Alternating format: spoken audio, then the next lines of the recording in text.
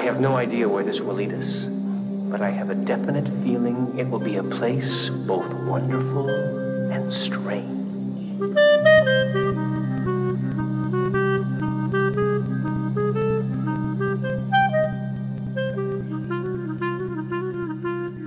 Hello and welcome to the wonderful and strange Twin Peaks Logcast. I'm Kalil, and with me today is the floating baby doll to my tall skinned deer. And I'm adorable compared to that as the Unplugged Professor. Hello. Hello. I did it this time, Kalil. You did it. Are you proud of me? Am I all grown up? You are all grown up. One full-grown podcaster for sale on the meat market. Yay! Get him now. No. Wait. You're the deer, though. Oh. You're the meat deer. Yeah, I'm the dearly beloved. You're the dearly... Would you call that deer man a dearly beloved Kalil? Well, I mean, if he's about to be sold to the meat market, he'd be gone soon, so...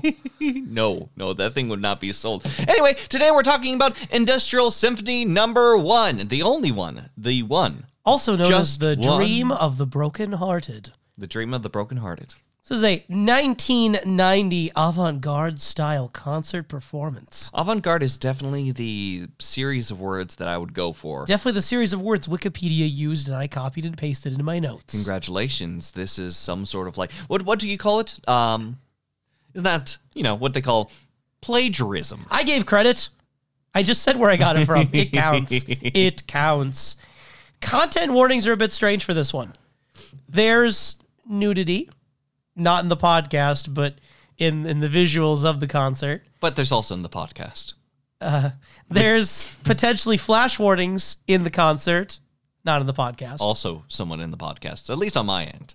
And then there's meat. We are meat. We are meat. There's meat in the concert. There's a lot of meat. Located mostly around one particular deer. Yes, like a deer man. A deer man of meat. But in terms of like Lynch narratives of the 80s going into the 90s now, it's pretty tame. Is it? Yeah. I mean, thematically, there's not much here to be concerned about because there's not much here to be. I mean, if you go a little bit deeper into the layers or just even on the surface level, I think that there's a lot of things to be concerned about. Spicy. We will peel those meat layers together. Spoilers, by the way, for Industrial Symphony number 1.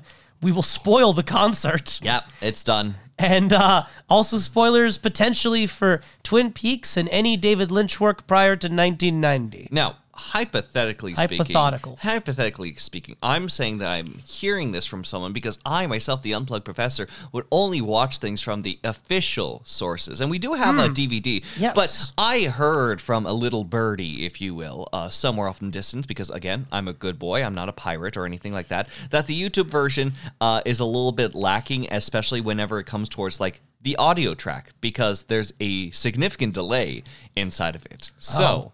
So we recommend the official release if available to you. We used the lime green box set DVD copy, unearthed it from the realm of my storage.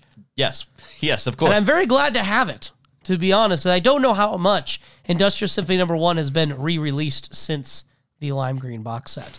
So it might be hard to get your hands on it. But hard to get your hands on it. I mean, hypothetically speaking, someone could try to realign the audio on their own inside a video format, but we'd never do that. We're a good podcast that does not support any of those things or tactics or steps. And like a good podcast, we also cite our sources. Today I used information from Wikipedia 25 years later, and we're also going to talk about an Entertainment Weekly article.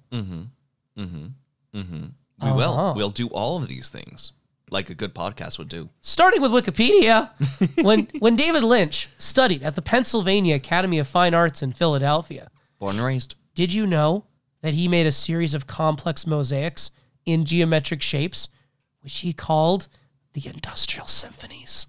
No. In truth, that seems like a series of steps that I'm unfamiliar with, and whatever that even means. Like, the most that we know about his times in college, or at the very least, like shared knowledge-wise, was the sirens and the heads that we saw. Six men getting sick. 6 men getting sick from the shorts. This would be before that, I believe. Okay. Because we're looking at more of when he was doing his visual art before films. Now, it was his paintings, his mosaics. Okay. Now, as far as these mosaics go, like, is there any sort of, like, physical form that one can see or look at or anything like that, just so that we have more of a complete collection or understanding of these symphonies? You know, I'm not really quite sure. If you just Google, like, Industrial Symphony for David Lynch, you're going to get the concert. Yeah. I could look through more of my art books and double check sometime, but off the top of my head, I don't know how clearly labeled and recoverable and identifiable those artworks are from his past. Okay. He made a lot of things. He made a lot of things. I have no doubts upon it. But it's mostly how he kind of like talks about these things that make me a little bit, I suppose, confused. How so? Well, later on with the interviews, it was that both him as well as Angelo Badalamenti mostly came up with a title more than anything, and just like the general broad strokes before the production of like Industrial Symphony. Like they had a name right, that they wanted to like put together and throw together. So I'm just wondering like how much ebb and flow was given from David Lynch then, since he has had an Industrial Symphony set somewhere out there. I will say that the sense I get about Lynch is that he holds on to names very, very specifically, not just for characters that have repeated character names throughout his filmography, but also the names of his products and ideas in his works. I feel like it's not that surprising to me that he would make something called Industrial Symphony like in the late 60s, early 70s, and then hold onto that idea for so long before 1990 rolls around and wanting to make something else by that same name. I feel like that kernel, that seed of Industrial Symphony from that time long, long ago probably was still in Lynch somewhere. I think that as far as Lynch goes, I don't think it's just names personally. I think that this is the most extreme example to show on how David Lynch is someone who recycles. He's hyper-specific. He is hyper-specific, but like we've talked about like the return of like specific actors that he sort of like plucked and brought along the way. We have certain like themes, like things like fire and mechanics that end up sort of like coming into the frame. Right. But now at this point, like through Industrial Symphony, we're hearing sounds now. Yeah, it's very much one of the most eternal recurrence of all of David Lynch's work. That's for sure. Wikipedia then goes on to say that the play, I think it's interesting they called it a play. Yeah. The play was originally presented twice on stage at the Brooklyn Academy of Music in New York City as part of the New Music America Festival on November 10th, 1989. And noticeably, that would be then before Twin Peaks first aired in April 1990 and before Wild at Heart would later come later in 1990. So originally, at least, Industrial Symphony predates the pilot airing and predates Wild at Heart being toured at festivals. Now, as far as this presentation goes, you've seen the whole entire thing before the podcast. Now, as far as, like, if you had a time machine and you could go back, would you want to see this live? Why not? Because it is very bright, loud, and flashy, and I would personally be sitting inside of my seat rather uncomfortable. I personally prefer the at-home experience because of the sheer intensity that happens inside of this. Swallow me up. Swallow you? I don't want to, Kalil. I'm just no, saying, thank like, you. I have no problems at all. I would love to be there. Love to be there. Okay. And I tried really hard, and by that I mean I spent at least 10 minutes. Tried really hard trying to find the set list from this festival, and I wasn't able to locate it because I was really curious, like, when this was made, what else was with it? This was performed alongside other things. I couldn't find it. I'm sorry. All those artists are now lost to time, thanks to you specifically, Kalil. If anyone knows, if anyone knows out there, listener, what else was playing at the Brooklyn Academy of Music New Wave Music Festival from November 10th, 1989. What else was played alongside Industrial Symphony?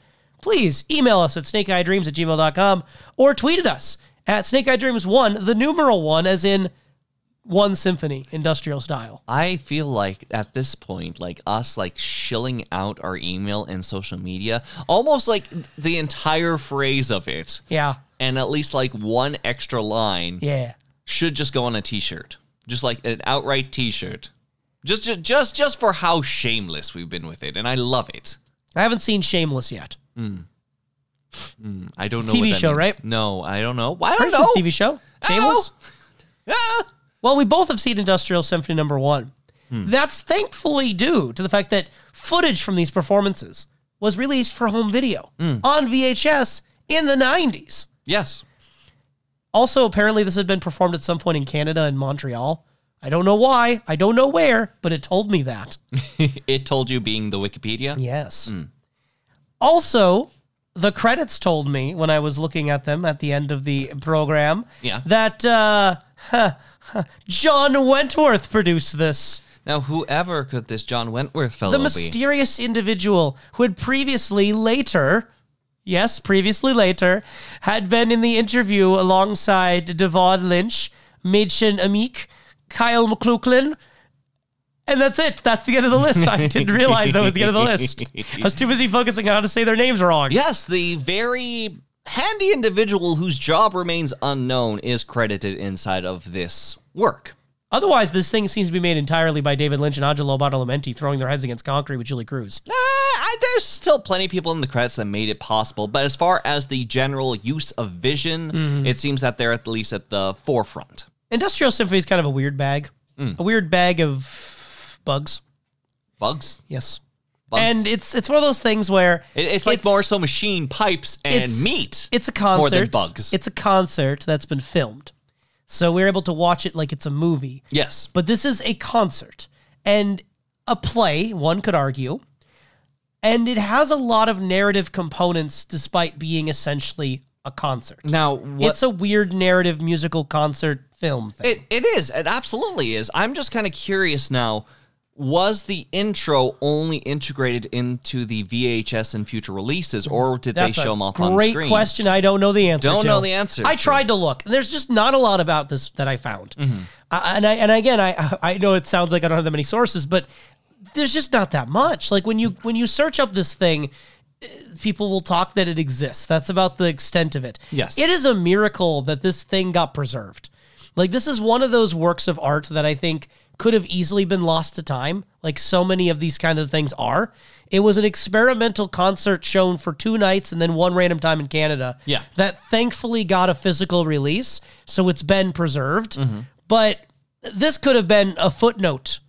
You know, this could have been something we wouldn't have had video access to. I'm just glad we have what we have, but what is out there is still rather scarce. But yeah, like you said, there's this opening at the beginning where we have a familiar face and another familiar face. One face being familiar from Blue Velvet, that'd be Laura Dern, playing a character known as the Heartbroken Woman by the credits. And then another familiar face, one of the most precious faces in the entire world, Nicolas Cage, playing the Heartbreaker. Now, we have not gotten to Wild at Heart yet, but Laura Dern and Nicolas Cage will be in that film as the leads. And the weird accents that they're doing in the opening are very reminiscent, I think, of the voices they do in Wild at Heart. From what I remember of Wild at Heart, it has been a hot minute. So as far as this is like these two actors playing these roles. This is not a snippet taken from Wild at Heart. This is just specifically them like for this symphony. I'm pretty sure. Also, based on the way in which later this opening is reincorporated, it feels like this was made for this concert. Made for the concert, as long as it happened in the concert, or if it was retroact or post-actively made. Well, what I'm getting at is that later on, the opening contents are restated. So even if this opening was later reinserted, this conversation was in the concert at least once later. Well, yes, not in the current iteration that we know now. It's just the question of whether or not that's a restatement or if it is just a statement in the realm of this performance. Yeah, and that's something I don't think we have access to know. Anyway, Laura Dern is on the phone, and she is, asking, like, where are you? You sound so far away. And then Nicolas Cage is like, yeah, baby, I just can't do this anymore. I gotta go take off. I gotta find myself the pack of Elvis impersonators. Now, sugar, I must run off and gallop with them away. It's not you. It's us. Now, sugar glider, baby. Sugar glider. Oh. And then, Nicolas Cage, like you said, it's just us I can't handle. And then he hangs up and she's like, she's distraught. That wasn't distraught. That's her vomiting up a demon. That's how she was. No, she was upset. And then it just kind of fades out. We get views of the stage, and the concert as proper begins. Mm-hmm. So as far as that opening goes, what did you think of the Heartbreaker and the Heartbroken Woman? It is the most blatant setup that I can think of. That's just like two lovers that no longer can be together due to conflicts that just remain unknown. It's like a framing device, and it's so important, I think, for what's happening. Because if you imagine that wasn't put in the movie, concert, whatever, without that, it really does change the meaning a lot. Mm-hmm. Or at the very least, it obfuscates it. Yes, which again makes the statement later important because it either reframes everything that came beforehand, or you are meant to be, at the very least, at the time of the performance, lost in this strange sort of dreamlike state, which is not too uncommon. This is something where I would imagine David Lynch had final cut, total creative control, all that sort of stuff. Okay. So I would imagine that when this opening became part of it, whether at the beginning or from subsequent releases, Lynch wanted it there. That's my kind of assumption going in. I don't think this would be there if Lynch didn't want it there, which I think is interesting considering that, this feels like the key to the whole entire musical. Yes. This opening is like the guiding map. His name, David Lynch, is still David Lynch in the credits. And also, speaking of the credits, knowing who these people are, knowing that it's called, The Heartbroken Woman, that matters because Julie Cruz is playing a character while she's singing called the dream self of the Heartbroken Woman. Again, if you don't have that context, it's a little trickier, but the credits very clearly imply something, don't they? A little bit. So I'm going to take this very literally. I'm going to assume that, yes, Julie Cruz is the dream self of the Heartbroken Woman, meaning that she is the part of Laura Dern's character's subconscious that during a moment of either literal dreaming during sleep or almost like in the background while taking in the traumatic news, the dramatic news of the breakup is activated in some fashion. That this is an aspect of Laura Dern's character. Yes. And that makes sense. So then all the songs and performance aspects, those get recontextualized as possibly being the inner feelings or some of the inner feelings of that character from the opening. And then also it means that anytime we see something happen to Julie Cruz, it's happening to part of Laura Dern's character. That kind of guides a lot of my understanding of the musical. Okay. That those characters are linked in such a way. And Julie Cruz is wearing all white. White dress. Sometimes the hands are almost folded in prayer. Reminded me a lot of the Fire Walk With Me angel we'd later get. Yes. She is floating literally, and some would say her voice is angelic, right? Very much soft-spoken. So. Can we just say that it's impressive? When your diaphragm or whatever point of your body is being tightly held to make sure you're secure and floating up, and yet she's still able to belt out these notes with just a nice ease and just overall melody that you can't tell the difference between the ones where she's suspended and the ones where she's not. Yes. That's pretty impressive. I agree with you on that. So I guess sort of an angelic vibe, sort of this floating doll-like figure that represents, again, at least part of the consciousness or subconsciousness of the character we saw in the opening. There's also a weird moment that happens as she's kind of floating around and singing. We get to the end of a song called Into the Night. There's this screeching noise, and it looks like Julie Cruz falls, but it's obviously like a body, what do you call it? A dummy? What? You don't mean that they dropped the actress from 60 feet in the air and made her thud? I don't think so. So they drop this doll of her at thuds when it hits the car, and then these hard hat masked men move the dummy into the trunk. So then later on, after some things happen in the story, they can unearth her out of the trunk and she's just chilling in there. Yeah. So what do you make of the idea of this, dream self falling, hitting the car, going in the trunk, and then later singing from the trunk with the TV sets? Well, working in some the aspects that are happening below, because it looks like that she's a bit above it all.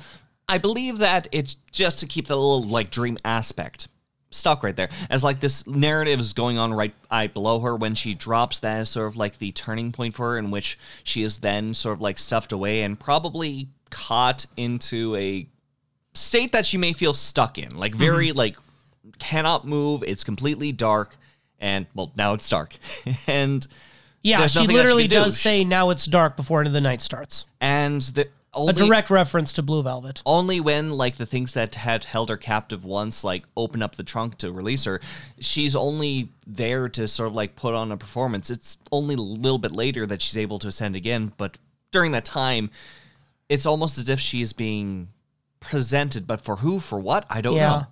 It's something where, when fallen from grace, she's just doing what she can. And that car ends up taking on a lot of potential symbolism throughout the whole performance. Yeah. And it ends up being a vehicle for the story, one could say. What? Why do you say that, Kalil?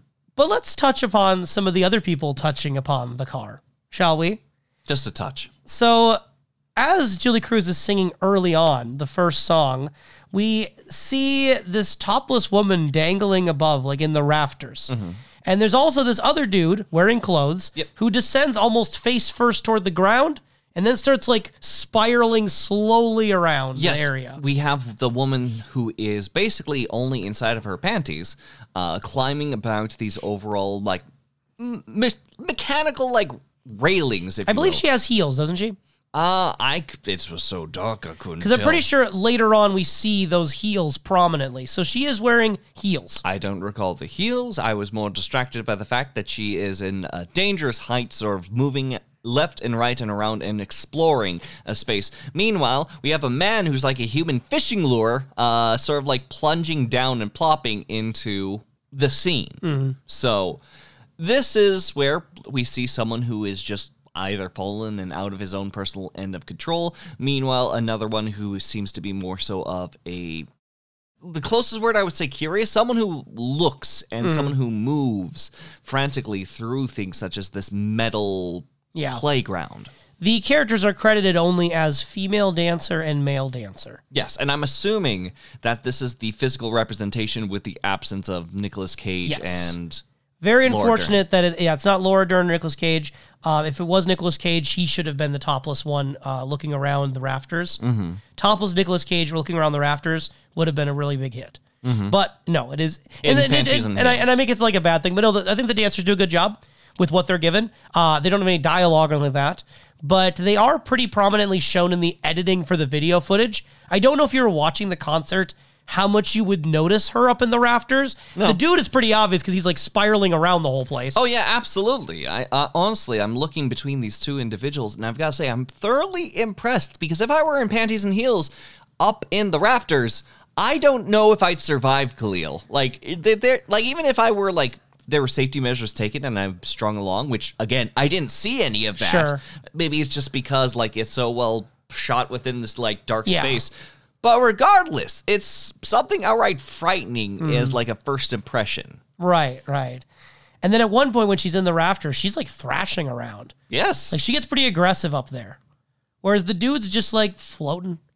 So yeah, the way I read it is that, like you said before, these are the representations within the dream that's happening right now in Laura Dern's character's mind, and that the topless woman is another form of herself. Yes. And the male dancer is another form of Nicolas Cage's character. Yes. But the amount of fishing metaphors that have been done in the past, I know it might seem like a stretch, but personally, it like someone being alluring, if you will, as she's exploring around and why do you think alluring? Be out of control. Well, for whatever reason, she falls for this person. And again, the bobbing and the sort of like water-like movement that this person is introduced into, especially in that weird planking position, I do think that there might be something in which like something is being drawn to her in her own curiosity. So this is like a representation of the start of their relationship? At the start of their relationship, yeah. Someone who doesn't maybe have too much control in his own life, but still is alluring to this person in a curious nature. Yeah. I never viewed it that way. I like that idea. For me, it's all the end of the relationship, I guess. Like, to me, this is him floating away aimlessly, lost, that she's lost him. He is untethered. He is gone now. Still visualize. She could still see him. She could still detect his presence in her life, but he is floating away from her and she cannot reach him. So to me, I still read it as, post-breakup, which is also why she's thrashing around in the rafters trying to, like, figure out what to do and then kind of working her way down. Okay. Eventually, the female dancer works her way down to the ground and she crawls into the trunk of that car. And that's where we see the heels as her legs go up inside of the vehicle. Okay. I think that overall crawling into the back of the vehicle, that's where maybe my head was cementing at the beginning of the relationship. Because theming a situation where people have a time in the back of a vehicle, I would say wasn't too uncommon for that time. I mean, it's especially in that, still pretty stereotypical now, yeah. Pretty stereotypical now. I don't watch that many movies that involve sex, so I don't know. I'd recommend It Follows. For a movie that has a car sex scene. I'm not into that, but if you can sell me on anything else, okay. It's got a good soundtrack. It's a horror movie. Well, you heard it here, folks. If you want something with a soundtrack, and it's it got is a really good cool, movie, like, electronic-y soundtrack. It's very, very, like, menacing. Menacing? Yeah, I got some sniffles. My apologies, listener. My apologies. I kind of at first thought that, she was crawling through the front window, and then I realized, no, that's the back window of the car, which makes my interpretation a little trickier, because for the longest time, and still right now, I view it almost as a reverse of like a car accident, right? So instead of someone flying out the car window, they're crawling back in. The problem, though, is that usually that happens with the front window, not the back window. Yeah, it's the back window, and not to mention, she still seems to be very... what I imagine to be the interpretation of being very active as soon as she crawls right back out and she is smothering the top of the car. We will see the female dancer later in the movie assisting with a narrative element. I don't think we see the male dancer anymore, do we? He kind of disappears for the most part after a while. I think he disappears for a while. I think he returns with a flashlight later on. Yeah. But that's about it. He plays less of a role as the concert continues. Mm-hmm. Well, that's the thing. This is a dream self, probably in the perspective and dream of the person. Sure, it's easy enough to do more than just literally dangle a man in front of her face, but I think that there's just a lot going on with her sense of loss in this moment. I don't think that there's going to be either a great conclusion for her or the stereotypical happy ending in this case. As this is the dream of the brokenhearted, it's nice to see a familiar face from the world of dreams. Twin A, also known in the credits as Woodsman, played by Michael J. Anderson, who you know as the man from Another Place from Twin Peaks. Wearing what, Kalil? Wearing his red suit that looks basically the same as the one in Twin Peaks. Yeah. Plus a hat and some nifty boots. Hat and nifty boots, sure, but it's very strange in like this dreamlike world where you bring a man from another place into this place. At this point, the pilot would have been shot. Probably a lot of season 1 would have been shot, I would guess. But it had not aired yet. So this would have been the public's first time seeing Lynch's collaborations with Michael J. Anderson. Mm-hmm. We also later get Twin B, also known in the credits as the clarinet soloist. And he doesn't, again, voice any lines. He goes up there with Twin A and helps with the recital of the narrative. And he is played by Angelo Badalamenti's son, Andre Badalamenti. Which just so happens, I did not know that. That is adorable. Mm-hmm. But I'm just thinking to myself, a well-dressed man who partakes on music. Luckily, we wouldn't ever see anything like that. And again, it's not a giant, but there is the height disparity element in the two twins. There's a height disparity, but there's also, as we know, other active agents that are within the Red Room. Yeah. Such as under the sycamore trees. So again, Lynch is working with very specific repeating ideas between Blue Velvet, Twin Peaks, Wild at Heart, and meeting somewhere interestingly in the middle, Industrial Symphony No. 1. Yes. Which, if nothing else, if you're a Lynch fan and haven't seen this yet or watched this yet, I think it's an interesting little anecdote. Like, it's a really interesting time capsule of David Lynch, in 1990. I like that element of it, that you see all these different things in combination. Mm-hmm. When we first see Twin A, he is rhythmically sawing a log. I really enjoy the camera angle, by the way, where the saw is like jutting toward us, and it looks like Michael J. Anderson's kind of looking at us too. Mm-hmm. Good camera with angle. the number 113 saw. Number 113, that's a 5. That's God damn it. 1 + 3 + 1. Yeah, it's a 5. Why did I walk into that?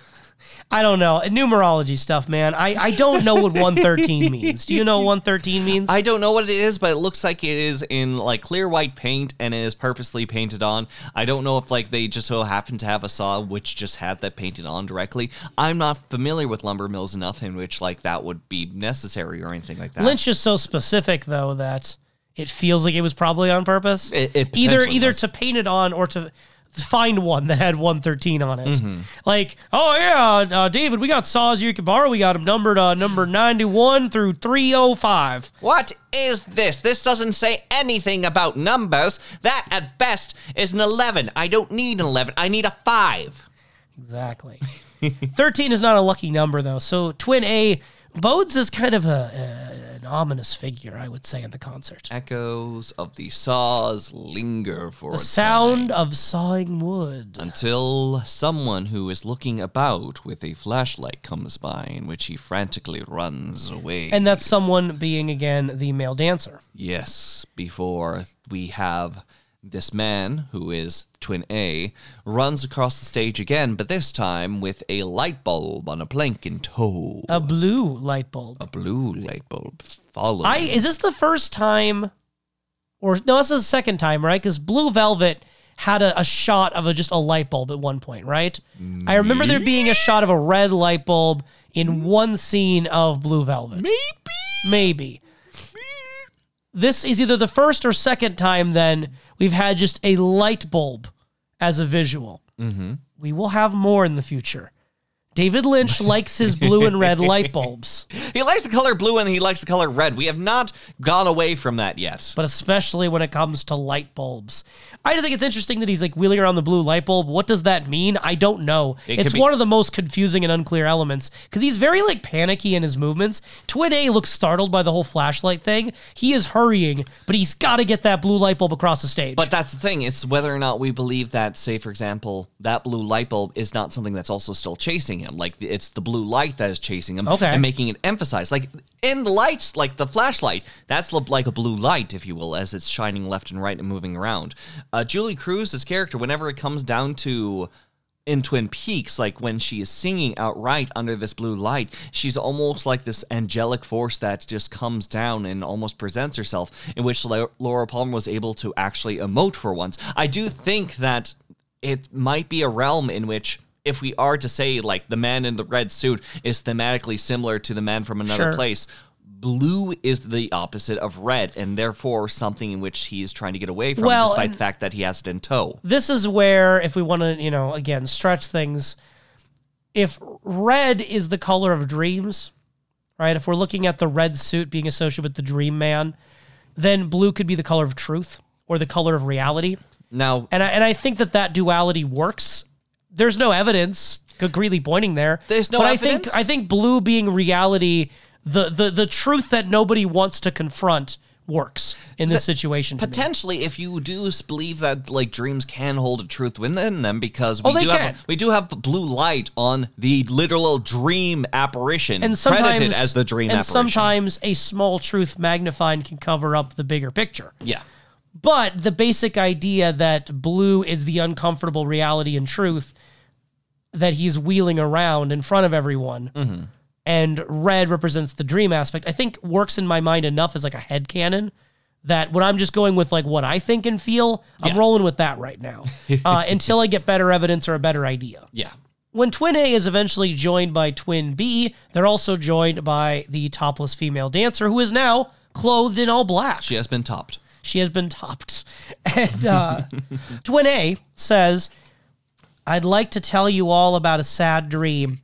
It's the dream of the brokenhearted. No, he doesn't say it like Elvis. Where are you?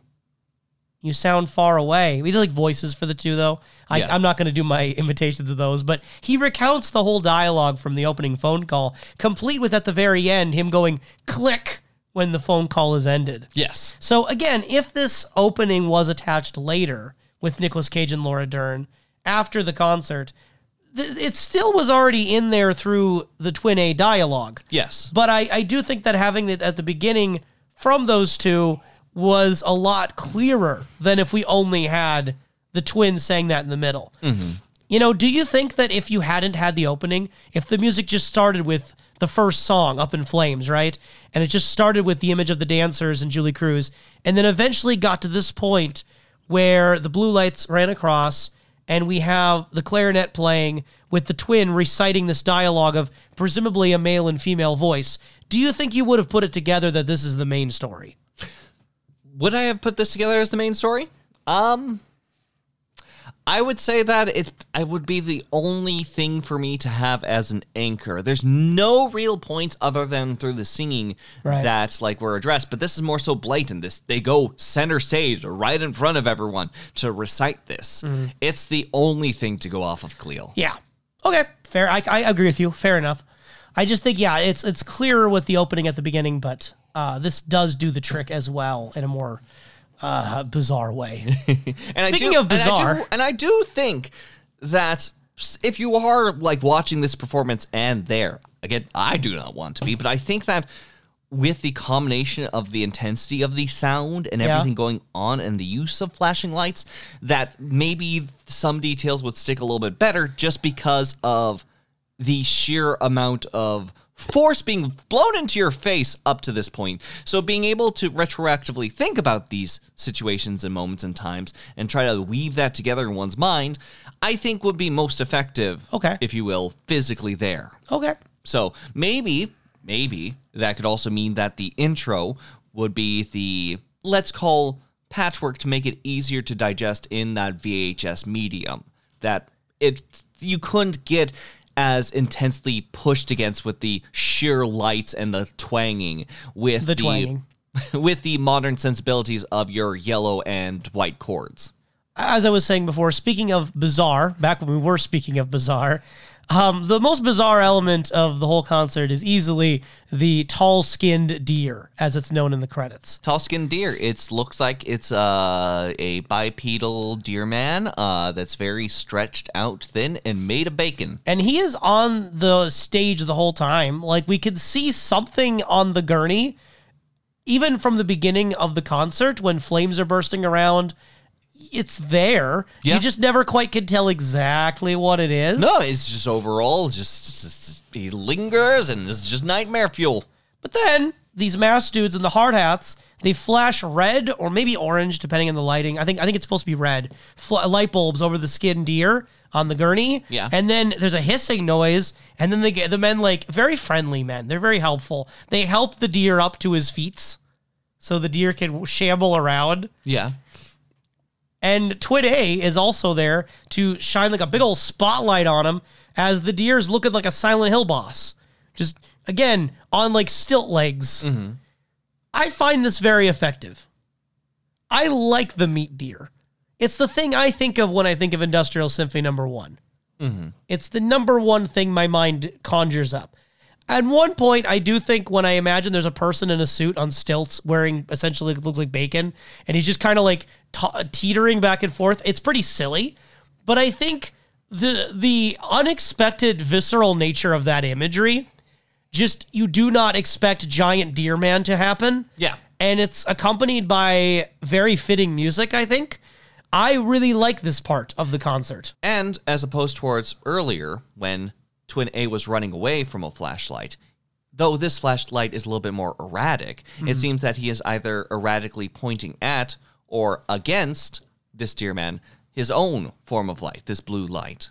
Well, the light he's flashing is a white light. It is white. On the deer. Well, it is. There's warm and cool colors whenever it comes to light. In truth, whenever you consider a light that's more, I'm just saying there literally are blue lights. There are literally blue light. There are literally blue lights. But whenever you work with light work, there is cold light and there is warm light. Sure. When you go to warm light, that's when light begins to yellow out. Yeah. Cold light is whenever it becomes more intensely white. Right. And when you get to that cold thing, that's where it's leans into that blue area. That's where, say, for example, your eyes looking at a screen, it may come off as the color white, but what your screen is in your laptop, that's a blue light.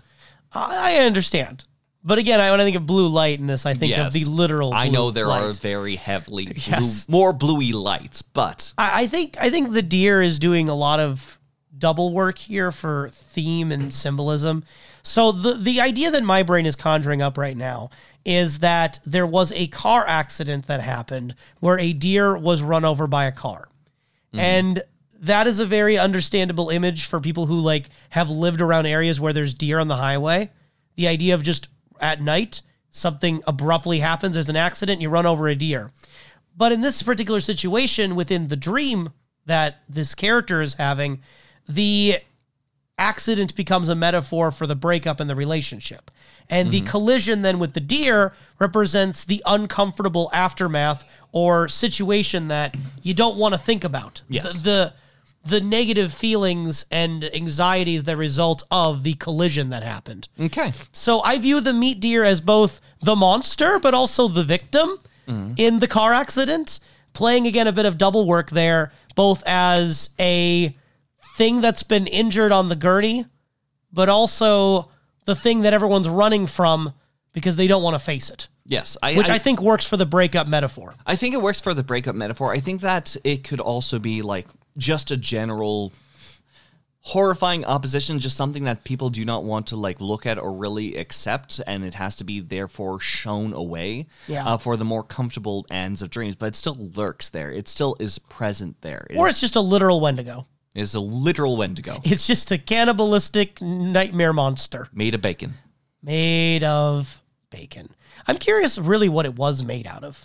It looked like sheets of meat. It did. I just don't know if it is. I wouldn't put it past Lynch to do that. You don't think that, like, do you or do you not think that David Lynch would wrap someone in meat? I just said I don't think he would pass that. I think he would do it. Okay, so I'm saying that, do you think that it's the higher possibility, though? Yes. Okay. Oh, no, most likely it is sheets of meat. Okay. I'm just wondering for the idea of, like, it being able to be kept on the stage under lights. I don't know how this would work. Like, it seems like that would stink. Oh, probably did. Like, There's probably a lot of smelly things on stage. Imagine being the person inside the meat suit. All around you is the scent of the meat. That's where it makes me question if it actually is the meat or if it's just like painted over really, really effectively to look like that. Maybe so. I'm just wondering if there's enough meat smell around you. Like, does it neutralize itself out, or do you still like feel sickly inside the meat suit? I think you feel sickly, but also, again, you're talking to me, the vegetarian. So I feel like I'm a little biased here. This might be someone's dream. They may have been very excited to be in the meat suit. They might have been, and there's a place for those people, and it's called the moon. Put these people on the moon. Get them away from me. Why the moon? Because it's far away from me. They could go be meat deers on the moon. Like jumping around with their big old long legs with the gravity. And meat deers on the moon. Meat deers on the moon. Coming to CBS this fall.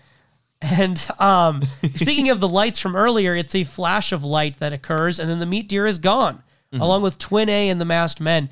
The flash, though, seemed like an editing trick. It seemed like a thing that was done for the physical release rather than the stage release.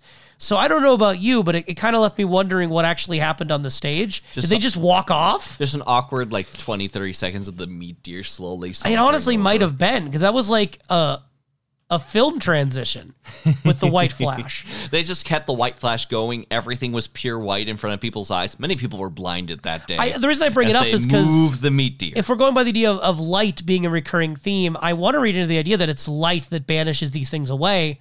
But also, I don't know if that's even intended to be purposeful. It could just be an editing thing. IDK. IDK? It is something that remains unknown to us. I think if it wasn't for the meat deer, the strangest thing in this concert would be what happens next with the planes and the babies. The babies. So we hear the screeching noise, which I associate a lot of times with the deer monster. And there's these planes suspended in the air. And they've always been on the concert stage. But this is the part where, at least for the physical release, the camera is showing the planes more obviously. Yes. And the lighting is more on them. And we hear what sound like fires or bombs like popping in the distance. There's a motor roaring.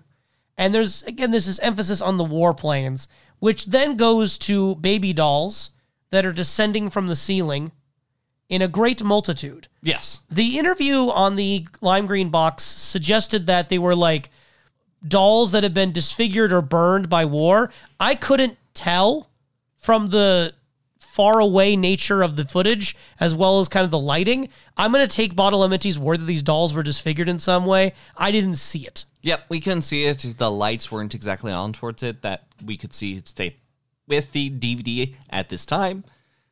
I would say that this entire sequence is sort of a mirror for the very first song, because literally the song starts with, "I fell for you, baby, like a bomb."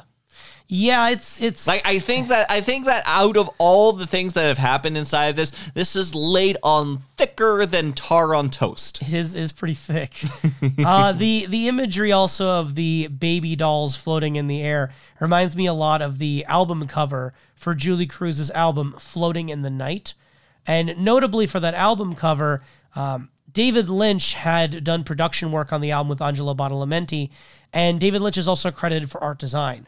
So I have no doubt that the imagery of the doll floating in the dark space was Lynch's idea for the album, which came out a few years, maybe only 1 year, apart from this performance, this concert. So the idea of the doll floating in space seems to be something Lynch has returned to with Julie Cruz a couple of times at least. Just hearing that sort of like evokes like brain ideas from things such as Eraserhead with infancy in space, if you will. Such as the man in the cabin, the baby that happens to fall into this crater that looks like it's a crater on the moon. From Eraserhead, yeah. Yes. And this is also where, as the bomb flame sounds are happening and the babies are there, there's the siren keeps coming back throughout the musical. The siren's blaring. And there's these female dancers running around the stage kind of again in a panic. Yes, when the sirens sort of like pick up, at first it seems that they're in some sort of like rhythm and pace as they're dancing around the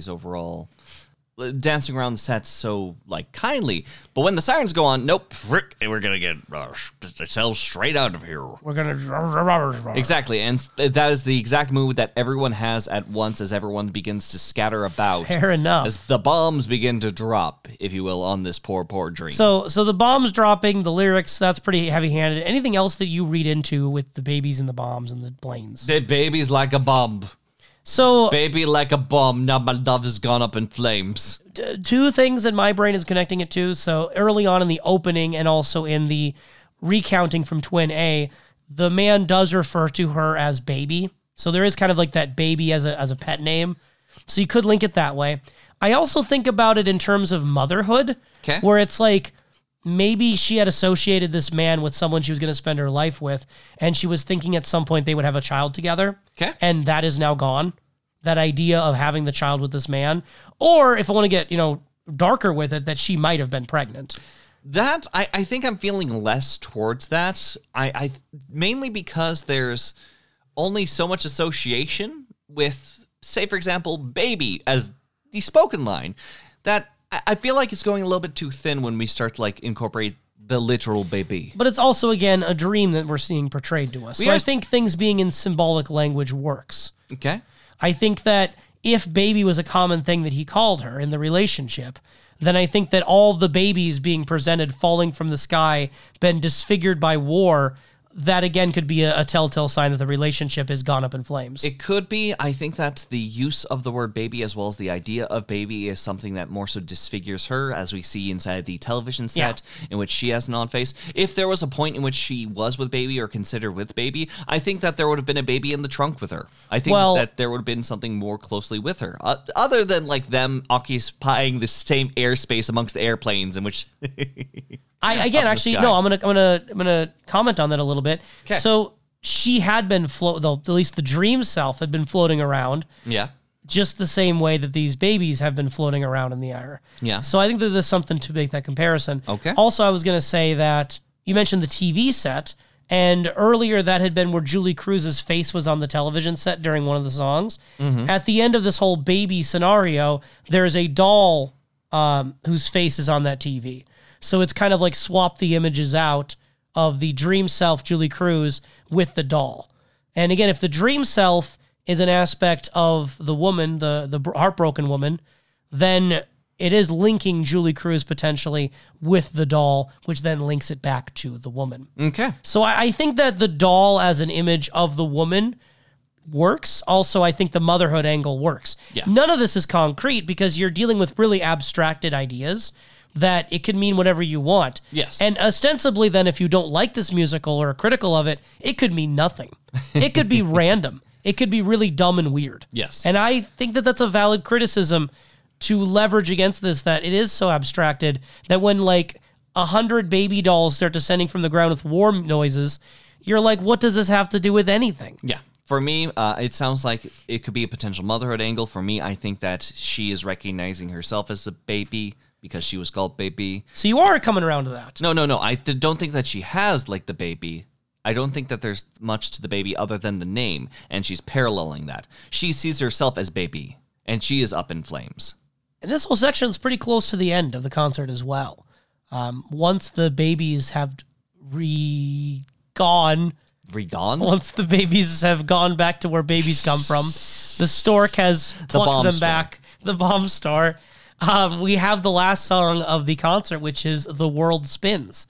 And Julie Cruz appears one last time, sings this song, lights fade, and we're gone. We're up in the air again. We are up in the air again. So what do you make of the tone and kind of messaging of the end of this? If we're looking at the narrative, like, what do you think happens at the end of Industrial Symphony No. 1?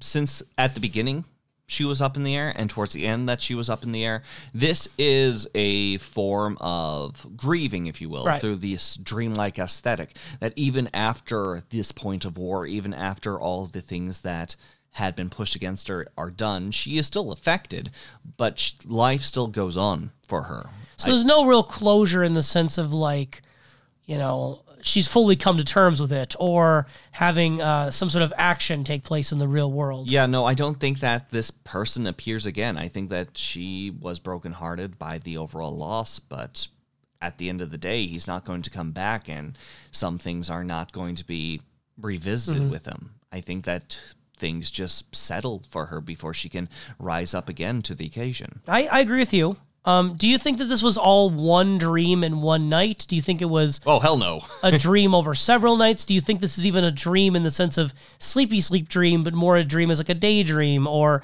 a subconscious dream? Like, what do you think this is, if this is, again, called Industrial Symphony No. 1, The Dream of the Brokenhearted? What's the dream? From what I've seen from David Lynch, dreaming does not have to be when one is asleep or is in the most concrete terms of dream. Dream can be a set of framework or just framing in general. Dreaming can be a place in which you can exist in. I feel that what we experience in this dream, if you will, and I do think that this is a dream, could take place over an amount of time. But it is a storytelling brush more than anything. Okay, fair enough. I was just curious how much time you think has passed in the course of this concert. Like you say, it's kind of a grieving process. How long into the grieving process of the relationship is this by the end? That's obscured because dream has no time, if you will. It is some place that is timeless. Hence why, again, the Red Room that we do find either an old Dale Cooper, a young one moving about. That doesn't matter when it comes to a dream. What matters in the dream is what the person goes through, whether it is a Black Logian sort of like process, or if it is just something that is absent, lost, and something might occur. Do you think the heartbroken woman went through something like a Black Logian experience? Yeah. How so? Well, I do believe that by the end of it, she does find a point of ascendance again. I do think that we're going through the complete end of that grieving process. So I do feel that she is maybe not necessarily in a better place, but she did have to face the trials and tribulation and baby fires throughout her own sense of loss. And I know what you're thinking, Professor. You're thinking, where can I get this soundtrack from Industrial Symphony 1 on lossless audio? No, but I'm now curious. Please go on. I don't know. You don't know? I don't have an answer. Kalil, it seemed like you were building up to an answer. This is a segue to our next section of my notes called music. So we talked about the narrative.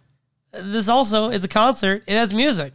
I don't consider myself an expert when it comes to music. I don't know how to describe music, but I will do my dang diddly best to say some words here on the music of Industrial Symphony number 1. Very well. Before we dive in, these songs, like I said, many of them were featured in Julie Cruz's albums.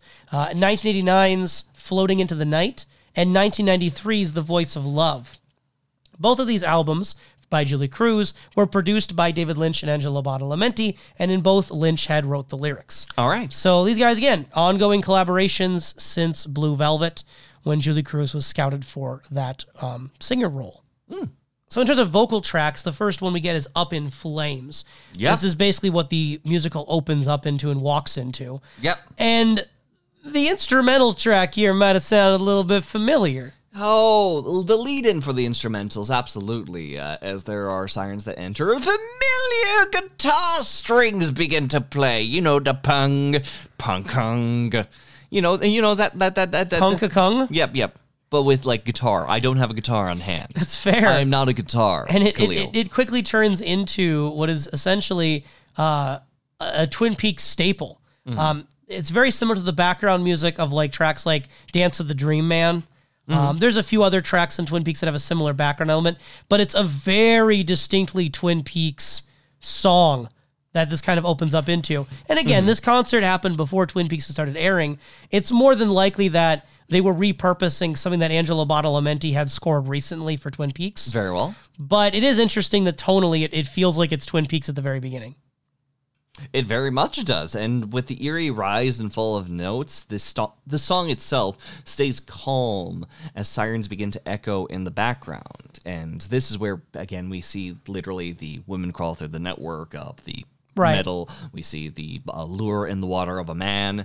And the overall style of the song seems to be something where, like, someone falls, and it's an intense falling to the point that when things are history, if you will, that fire still remains and it roars, and instead of being a passion, it is something that is more so inflicting pain. And again, it returns to the idea of fire and flames a few times throughout the song. Fire and flames, never inside a David Lynch work before. No, those particular elements float alone within that song. The same way that the next song is I Float Alone, in which Julie Cruz, floating, sings such lyrics as, now the night is falling, you have gone, sad dreams blow through dark trees, love's gone wrong.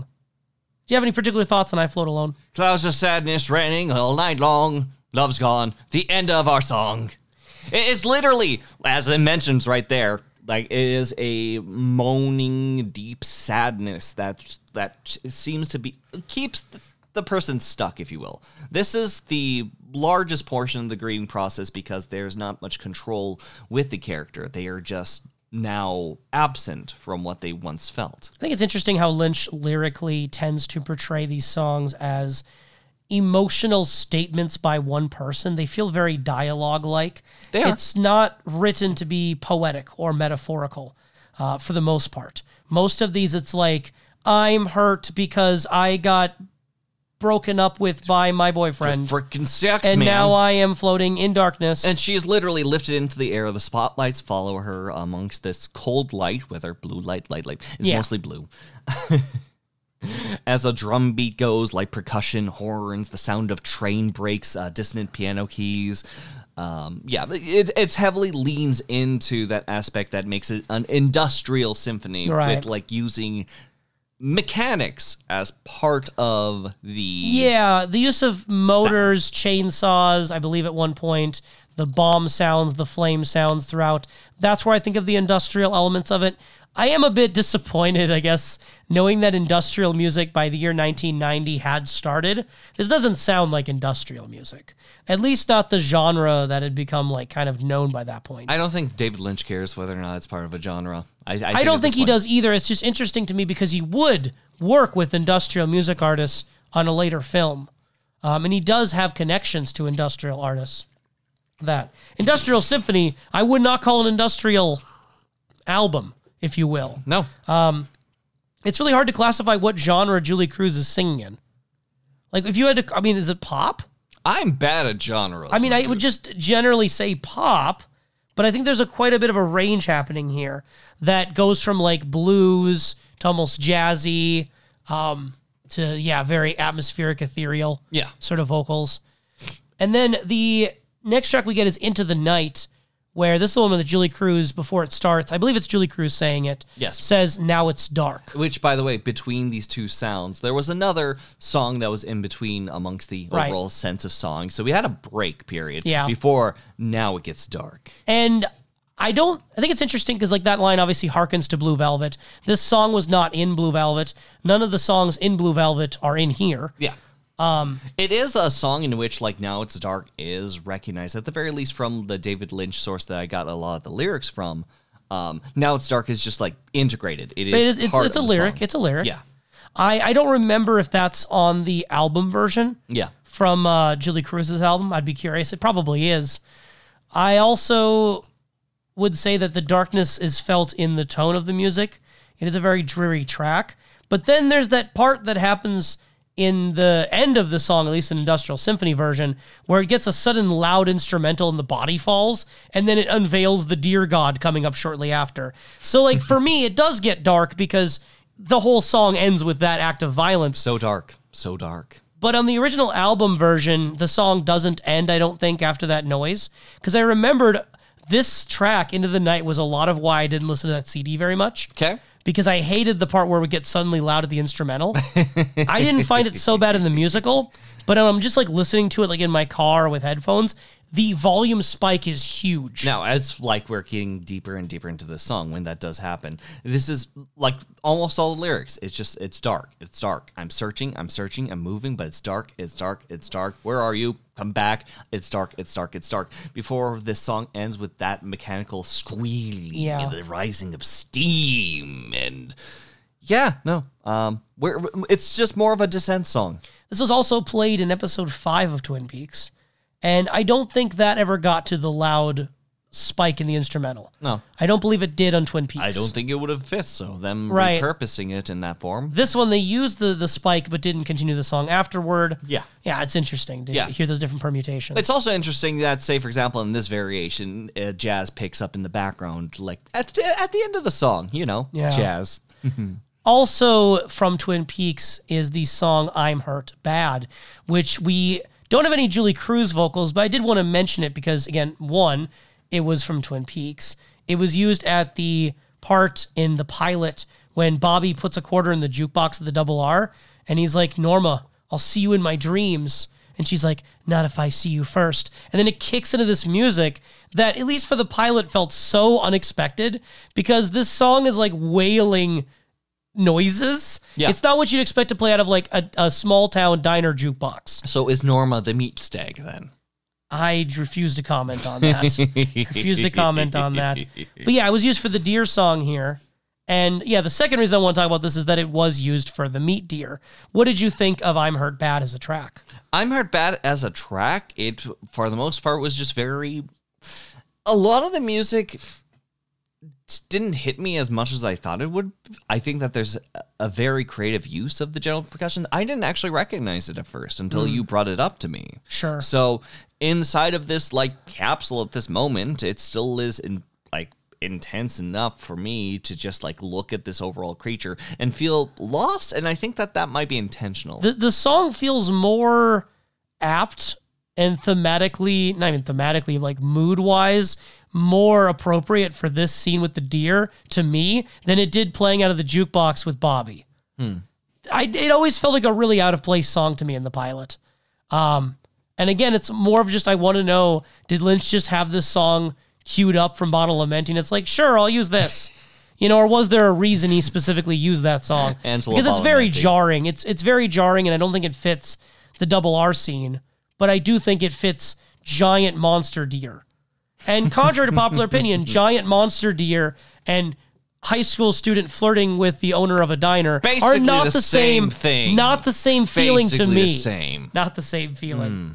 Speaking of uncomfortable feelings, the Pinky's bubble egg. Yeah, the first thing that comes to my mind is just like one saliva bubble. Bubble. When I hear this. There's also, I'm thinking of in the back of my head, David Lynch had a 2011 album called Crazy Clown Time. And on that album, there was a track called Pinky's Dream. and that he made it was a song with Karen O. So it really feels like Pinky's Dream, One Saliva Bubble mix. Yeah, it looks like there's just this further weave that we keep on like finding within David Lynch's work. Well, and that's what's interesting again is he held on to the idea of Pinky then from 1990 to 2011 to reinterpret Pinky again. He's great at recycling. He returns to his ideas. And the narrator at the beginning, it's a male voice. I don't know if it's credited or not. I don't know whose voice it is. It doesn't sound like it's the twin A. It's obviously not Julie Cruz. It's a male voice. In the faraway world of Pinky's bubble egg, things changed. And then we get these low, distorted vocals that I believe heavily synthetic. I believe are Julie Cruz's, but they're very distorted and creepy. And generally ominous vibes. Lyrics like repeats in the dead hunger, darkness my heart was stuffed in a trunk, beating like hell, Saturn fell rolling, the twins spoke. Now, I think that it's very important because Saturn fell rolling. Now, what's very important about Saturn? Wasn't that the planet in Twin Peaks?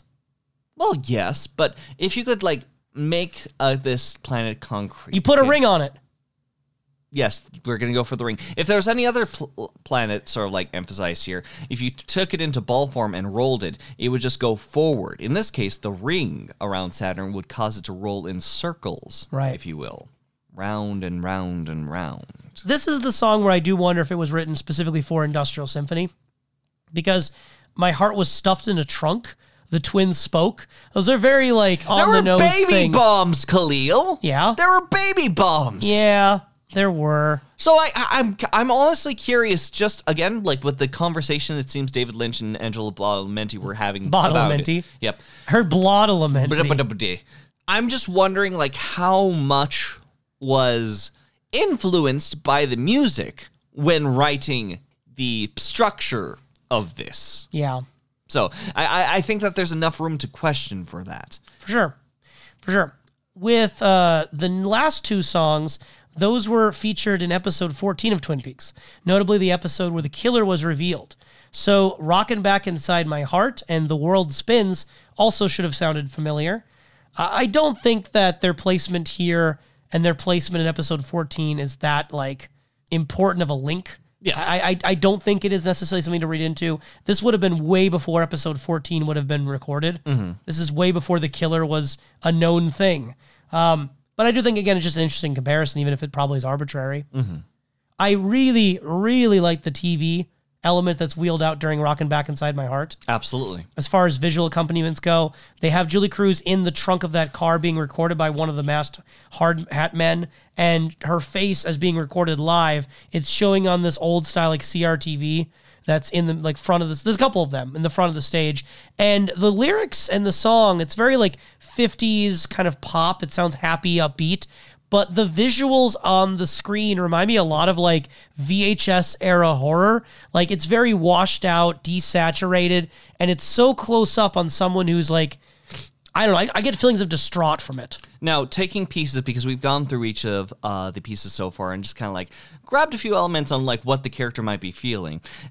The song that preceded it, the Pinky's Bubble, not only just sounds like a, like, bubblegum being popped about, but I feel like bubblegum being popped about? Yeah, you know, little pink little bubble. It's shaped like an egg. I didn't hear that at all in the music. It's just a fun little, like, visual I have to remember the song. So we literally have Saturn rolling something in a circle, basically being stuck inside of a trunk, a stuck song. Meanwhile, back inside my heart, rolling back inside my heart, rocking back inside my heart, doing something inside my heart.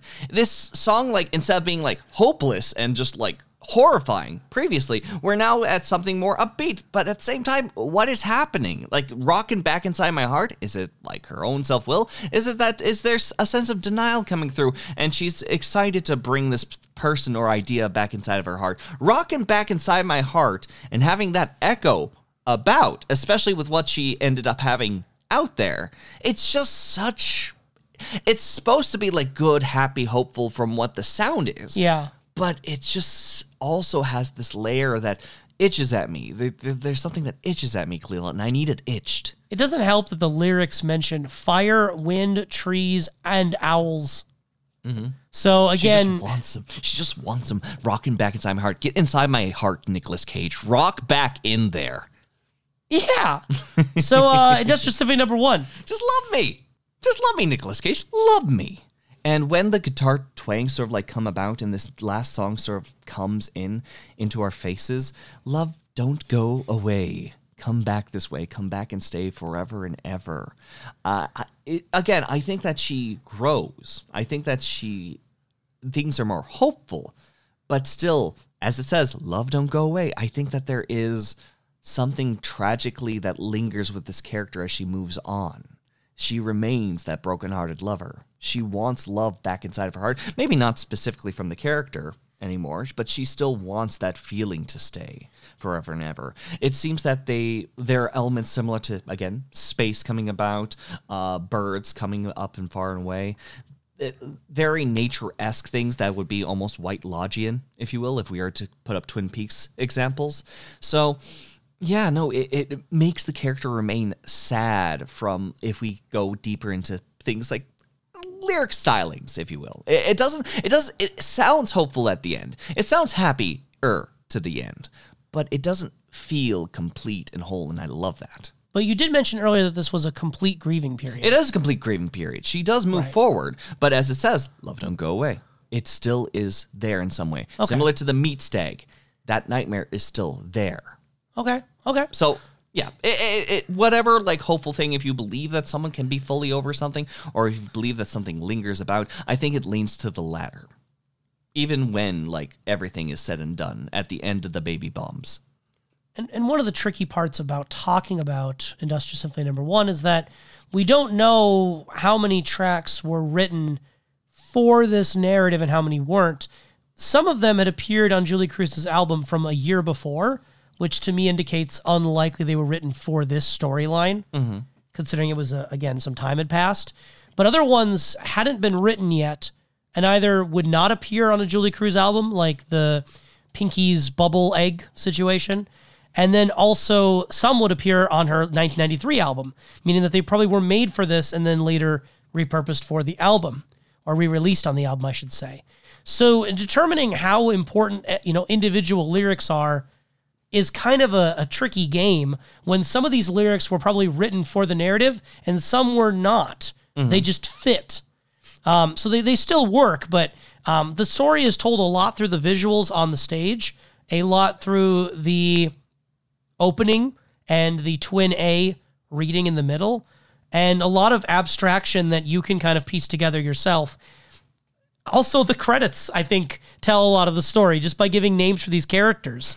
Being told that Julie Cruz is the dream self of the brokenhearted woman is so integral for me understanding what's going on here. Literally, with the fraternal twin situation, we have to consider a twin A and a twin B in the first place. So I think this is an interesting thing to unpack in terms of meaning when you're looking at so many disparate elements being hodgepodge together. And anyone who's a big Twin Peaks fan or Blue Velvet fan or Wild at Heart fan, you also have to separate the things in this that remind you of something you've already seen before, right? That this feels very much like an amalgamation of Lynch at the time, a repurposing of his old ideas into something new, but also not new, complete, but also not complete, existing in this very strange liminal space. I'm using the word liminal right? I believe that you know English better than me whenever. Let's go with that belief. We're going to go that belief has got us this far. So, Professor, general thoughts on Industrial Symphony 1 as a concert, as a story film experience? I think it was important that we talked about it firsthand just so that we could explore a little bit more on just the structure of it, just because there's a lot to chew on inside of this. Especially that meat deer. Especially that pink bubble that may be gum. I really enjoyed the meat deer. I really enjoyed the TV on the stage. Those elements really worked for me. The experimentation on the stage was pretty good. I didn't find it overwhelming. I think you found it a lot more overwhelming than I did. I think that the physicality of it is impressive. I think that there's a lot going on with it, which is nice. I think that I would be overwhelmed sitting inside that area just because of how I started to feel, I would say, a good quarter, maybe 2 quarters into the film. You felt what? Two quarters A of little the film? bit, a little bit overwhelmed. Yes. Yeah, I find this to be almost the opposite. I almost think it didn't go hard enough. As someone who's a fan of industrial work, as someone who's a fan of things like the kind of music videos that like Nine Inch Nails would have put out around this time, or even David Bowie, Heart's Filthy Lesson by David Bowie, there's more of a hardcore edge and aggressiveness that things in the 90s would continue to build on. That when I look at Industrial Symphony, I'm like, it's good. It's good. But it's like you could do more. I think that the point that overwhelmed me was the pacing of it. Sometimes slow, sometimes faster, but more so the ebb and flow of the visuals. Yeah, it's very much in its own ethereal like pacing. And again, part of that is because it's a weird hodgepodge of a concert and a play. It's both a story and also a series of song performances. So I think especially the moments where Julie Cruz was out and they were playing these dark ambient tracks with flashing lights and chainsaws and sawing logs in between those moments of more traditional singing. And even I say more traditional singing, Julie Cruz the entire time is doing this weird cadence with her voice that's so like ephemeral and angel-like is what I think I would describe it as. I like it, but I also at the same time, as time has gone on, if I separate it from David Lynch, I wouldn't normally listen to that kind of music. Okay. Like I wouldn't find myself listening to that a lot. The reason I picked up the CD years ago is because I was getting into Lynch and I wanted everything to do with it, his work. So I got it for that reason, but it's just not something that I think for me on its own is that engaging. But with the visual accompaniments, with the anecdotes of kind of where this fits in Lynch's chronology, I kind of appreciate it. Okay. But I also understand the criticisms one could levy pretty well. I think it's good.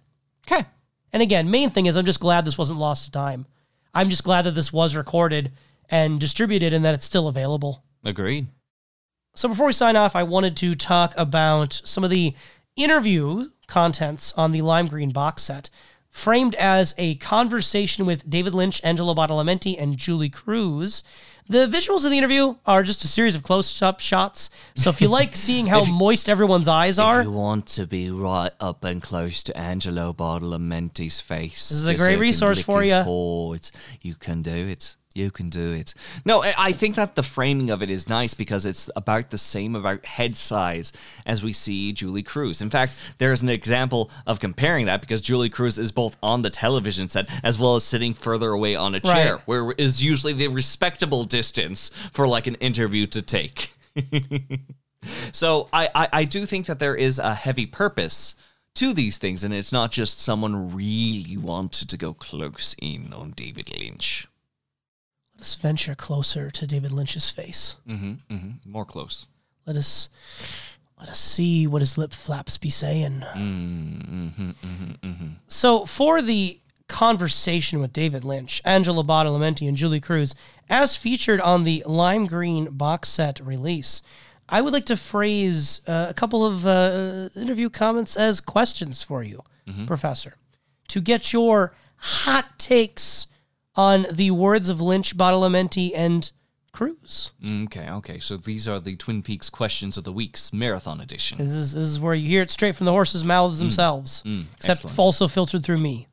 So not directly from Twice them. filtered. Twice filtered. The purest of responses. So David Lynch described Industrial Symphony No. 1 as, quote, one great big long mood.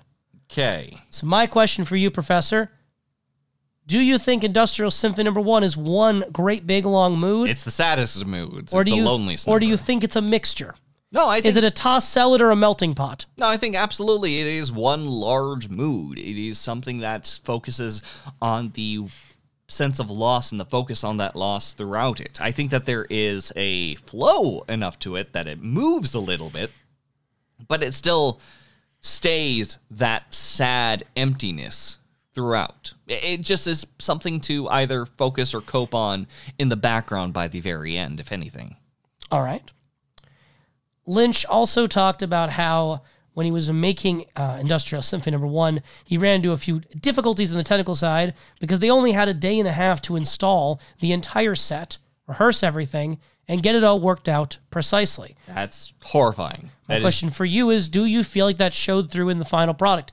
Did it feel rushed or incomplete? It felt horrifying, and knowing that now, but beyond that, no, it felt like everything was there. Like, it felt like a full set. It felt like I was immersed in a pile and mess of a mechanical playground, as the noises seemed to resonate quite well. It seemed like this set existed and was set up over a much longer time. Kalil, can you just imagine just like putting together all that in that span, managing all that? Yeah, that'd be a nightmare. Things about. It's rather spacious as an environment, but there are a lot of moving pieces. Yes. And you would have to get it down to a fairly precise timing with the music. Yeah, and just like imagine like trying to like just putting it together. Like, how much time do you think that it took to put that set together? And to get the man in the meat set costume alone, right? Everything took at least 30 minutes. The rest of the time was Meat Man. But yeah, they also had limited time to rehearse as a result of that. Yes. Which there weren't a lot of vocal lines. I mean, the songs were already pre-written. I would understand a lot of these. Mm-hmm. So Julie Cruz didn't need to rehearse necessarily how to sing the songs, but still where everyone's supposed to go and how they're supposed to act. Yeah, the heavy amount of stage direction. It seems like chaos in the best way, but maybe there was just some legitimate chaos when they tried to perform it. When it comes to the chaos of Industrial Symphony No. 1, David Lynch said that his role, he felt, was more to match the images that he came into his mind when he heard the music that Angelo Badalamenti was playing, and to put that in front of an audience. And, quote, to make an interpretation or intellectually trying to understand them, it's sort of not what it's about. No, I think so. Lynch here, to my reading, is saying that it's not about your logical understanding or interpretation. It's about, experiencing those images and those sounds without trying to necessarily understand everything. I think that he continues on his sort of like interactive painting feel he did from Six Men Getting Sick, and incorporates that sort of philosophy in just the act of creation, almost like this is a moving painting, but in a broader stroke for an audience, where that trying to interpret it intellectually is not as engaging as this dream aspect he's trying to convey. So my question for you then is, do you agree with that for Industrial Symphony? And then do you agree with it with his other work we've seen? I think that I just agree with it in general for creating art. I think that his overall attempts at creating art, though it is more in the framework of painting, he most certainly dives in fully in works such as Industrial Symphony. You are a Sam Stanley, though. So part of you is always trying to intellectually, meticulously filter through the details. Because it's fun to imagine where the hole came from that has Frank's little apparatus coming out. Because that's the fun part for me. Okay. But you don't necessarily think that the main thing is understanding it. It's more appreciating it in the moment. Appreciating it in the moment and when you have to kill the author. Fair enough. Julie Cruz said, quote, I really believe it's a sincere attempt on David's part to be very intimate and romantic. And this is referring to, I keep saying when I say Inland Empire. You really want to, because it starts with the in. But she's referring to Industrial Symphony No. 1. So very sincere part on David's part to be intimate and romantic. And what comes out on the surface is very intimate and romantic and beautiful and ethereal. What's going on underneath is repression, paranoia, and fetishes and obsessions. And that's why there's a lot more to the music than the beautiful melody or the beautiful voice.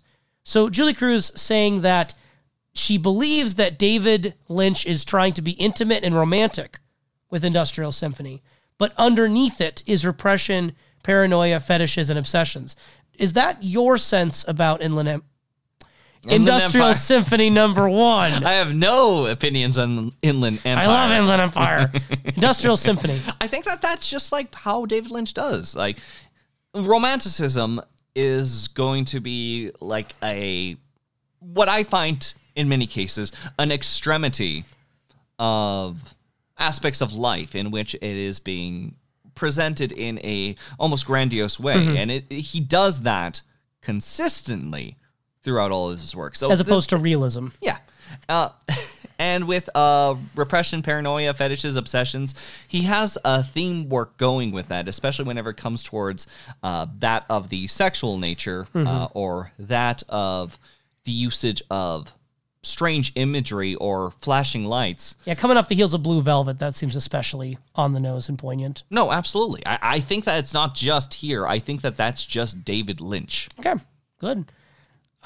This one I don't have a question. I just want to mention it. So Julie Cruz also in the interview talked about how David Lynch would tell the saxophonist to play, quote, big chunks of plastic. And then when it got scary is that he understood him. I don't got a question for this one. Okay. Well, no, I do have a question. Okay. Did you play an instrument? I play the violin. Okay. If someone told you to play big chunks of plastic on your violin, would you know what to do? If I'm interpreting it correctly. I don't know if you could do that on a violin, but... No, I think there's a way. If I'm Okay. interpreting correctly. David Lynch might be yelling at me right now in numbers, but I think that there's a heavy tone you've got to go for. So when I'm thinking of like big chunks of plastic, I'm thinking of take the bow and either like have it lightly rosined or just at the very least heavily rosined it, somewhere in that end, and just like press down and push the forte of sound until it just sort of like creaks and just like is almost like pushed, not painful, but adjacent to that pain. Okay, just like doesn't a sound good to your- heavy layer. doesn't sound good for your crunchy instrument. sound. No, it probably wasn't good for the saxophone man or the saxophone. Oh, fair enough. Fair enough. Tell me, in what context is it positive to have big chunks of plastic? Where is the positive in big chunks of Legos. plastic? When you're playing with no, Legos. because that's painful. You'll step on them. Oh, but you're putting together the Death Star. The Death Star will make you bleed. It's worth it. Blood, sweat, and tears, baby. Speaking of things that'll make you bleed, Julie Cruz, referring to David Lynch's films and his various works, quote, I like David Lynch's work in the beginning because of his humor and his sense of humor and how dark it was. I never looked at David's work as being real scary, more as a real dark comedy or his dark vision of life. And then she goes on to say, I had no idea what he was like. I met him a year later after Blue Velvet was released, and there's Jimmy Stewart on Mars. So my question for you is, she views Lynch's work as more of a dark comedy, not being real scary. Where do you land on that dark comedy versus like scary horror when it comes to David Lynch's work? Whether it's Industrial Symphony, Blue Velvet, or in general. David Lynch uses dark themes, but I don't really... there's not much of a fear factor for me whenever it comes to David Lynch's work, but more so of an unsettled factor. I think that he lingers in that idea of darkness to the point that it causes someone to lean in and sort of like try to take in those details, because at this point, you're kind of lost a bit when it comes to David Lynch's work. And it's to the point that that's sometimes for the better or for the worst. Okay. To try to lean in on those details. Do you view it as a comedy then? Do you view Lynch's work as being funny? I think that there are funny moments, but I don't find it in the realm of comedy.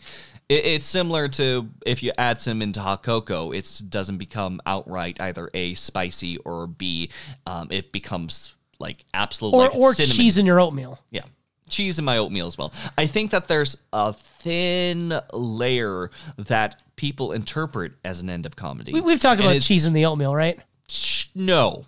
You and I haven't? I don't think so. Off pod? No. Oh, I'll talk about it off pod. I look forward to that. But the most similar case that I can put to it is that there are fun choices, but the entertainment and the humor comes out of those fun choices. Like, it's almost as if humor is a response to what activities are being done. So is the main as opposed emotion towards trying to make humor outright or So comedy. is the main emotion what you feel when you're watching David Lynch work is just confusion and uncertainty? Mm-hmm. Okay. That's a fair response, I suppose. Someone who wasn't necessarily feeling confused, more confident in their opinions, was Steve Simels, not sure how to say it, who was writing for Entertainment Weekly in 1990. And I wanted to highlight Steve. I'm going to call him Steve. Steve? Just to avoid how I don't know how to say his last name. Steve, I want to talk about Steve's article and get your opinion on whether you think he's right, wrong, or in between. All right. So this was published in September 14th, 1990 for Entertainment Weekly. Steve currently has a blog called powerpop.blogspot.com, and apparently still doing music criticism to this day. All right. So, I took some quotes. At the beginning, quote, "Unfortunately, and I say this as a fan, it is also an embarrassing misfire," referring to Industrial Symphony. "A pretentious cross between an average heavy metal concert and all those mixed media shows you have suffered through in the 60s. My question for you then is, do you think that Industrial Symphony is an embarrassing misfire for David Lynch or pretentious? I find it to be just another piece in his catalog, but more than anything, a emphasis on just David Lynch. This very much is, though he does work, and his combined work with Angelo Badalamenti as well as Julie Cruz is something to be recognized. I think that we've put enough emphasis that there are so many themes that are repeated consistently through his work that this is just probably that it's the source of Lynch, if I'm going to put it into extremes. All the way down to the choice of name being an early work from like a young David Lynch. Right. So I find it to be... So not a misfire. Not a misfire, but also not something that's going to stand out in his catalog more than literally something to dissect his catalog with. Okay, that's an interesting way to look at it. As far as it being pretentious, I think that that's a thing you can levy against Lynch in general, and it really boils down to what you think pretentious is. I believe that Lynch is sincere in what he's making. All right. At least everything so far. Dune and Elephant Man, he wasn't writing it the same way, so you can argue there's a difference there. But in terms of Industrial Symphony, I think he was sincere in what he was doing, and I think he believed in what he was doing. So pretentious in that way, I don't think so. Is it pretending to be more meaningful or deeper or artsy than it really is? That's going to boil down to, I guess, every individual viewer and whether they think they got enough out of it to justify its runtime and its extremities. For me, I guess I really don't think it is. He's working with some of the same elements that if you're able to palate, is palate a verb? If you find this palatable, if you find Twin Peaks palatable, if you find Blue Velvet palatable, it's along the same lines to me, I think. I don't think it's any more pretentious than Blue Velvet. It is more out there in the sense that it's less narrative, but it's really like David Lynch on the stage. It very much is David Lynch on the stage. You can very much parallel a lot of the events that happen, say, for example, thematically with other characters of dealing with loss and so on. I think that even the reason why a lot of these songs work so well with Laura Palmer is because of how well Laura Palmer can be slotted into this end of grief. Sure. Continuing, Steve writes, "Part of the problem is simply over-familiarity.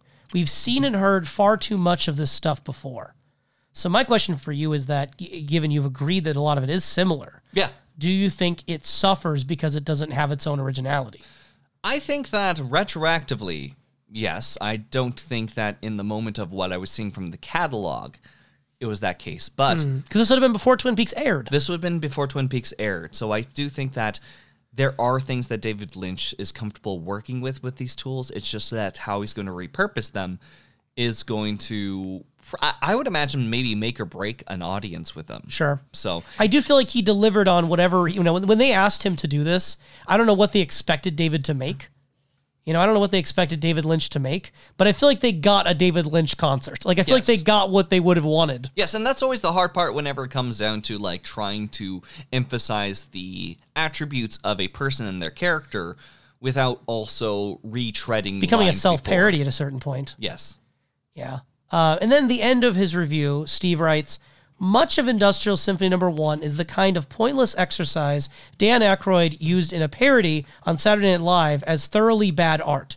Unless, of course, the point is proving that the avant-garde these days is going mainstream rather than vice versa. In any case, this is for undiscriminating Lynch cultists only. C-." So I don't have a specific question here, but he talked about a lot of things there at the end. The idea that it feels like a parody, maybe the point is how dumb avant-garde art has become. But either way, he thinks it's only really something for undiscriminating Lynch cultists. This seems like a heavily passionate sort of statement that I'm wondering how much leveled bias this person has. Because I don't think... you don't like go straight out and just say, yes, it's for the David Lynch cultists without having at least a passionate viewpoint prior, I feel. Yeah. So, I can't remember. Did you like this Industrial Symphony? I partook on it. Is it better or worse than a C-, as Steve gave it? It's hard to put in the realm because this is a new art form that I'm seeing David Lynch in. Yeah. So working with just a series of musics, performances, and in a play aspect, if I put it into that pink bubble, I think I'm going to come out with B-, but the big parts of it are the overall use of percussion sound as well as the impressive size that was compelled from the set on its own. Julie Cruz's performance was fantastic, but I do think that what gets at me at the moment is how much now sort of lingers outside that I don't feel as immersed in the work as I would want to. I'm not immersed in this independent story. Instead, I'm picking at aspects that are David Lynch. Yeah, if this had been your first David Lynch experience, lensing them. If this had been your first David Lynch experience, then you wouldn't have had that problem. Exactly. You have too much context. You have too much context. You gave me too much context, Kalil. We should have began everything with this. This should have been the first podcast. You know, that's what they always say. It's the best thing to start with David Lynch is Industrial Symphony #1. So I have a wonderful and strange question of the week. This is where we play the jingle we have, right? Oh, we don't have a jingle. Wonderful and strange question of the week. This is why we don't have a jingle. Wow. You are insulting all musicians everywhere. Wow, wow, wow, wow, wow, wow. You're just still going. I'm impressed at this point. And as that fizzles out into the background, tell me the question, please. This is a question that only undiscriminating Lynch cultists would want to hear. How has Industrial Symphony #1 shaped your understanding of David Lynch as an artist? It shapes my understanding that David Lynch, most solidified, has these attributes many times in mind. And I'm not going to say that using these pieces can't work and be reworked into other things. I'm just hoping that he can use these tools to tell more stories than he already has at this time. I feel like I've come across a lot of the themes David Lynch is trying to give me now, and I'm hoping to have them repurposed, similar to like a Legend of Zelda Ocarina of Time versus Majora's Mask. Take all those tools that you have that are familiar and repurpose them into a new story.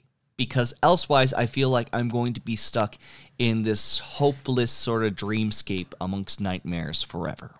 Well, looking forward to the dreams and nightmares. Next, we have Wild at Heart. In many ways, feels like a natural companion piece for Industrial Symphony, starring Nicolas Cage and Laura Dern. Mainly because the companions are the same in both. There will be some familiar faces, some new faces, and many ways for you to go places. Thank you, as always, for joining us, dear listener, on a remarkably shorter episode of the wonderful and strange Twin Peaks Logcast. Next time, we'll make sure to really beef up the episode for you. 10-hour podcast. Let's go. Thank you. Stay tuned next for our extended cinematic masterpiece, Why Your Husband is a Skinned Meat Deer. Boopity boppity boop chow.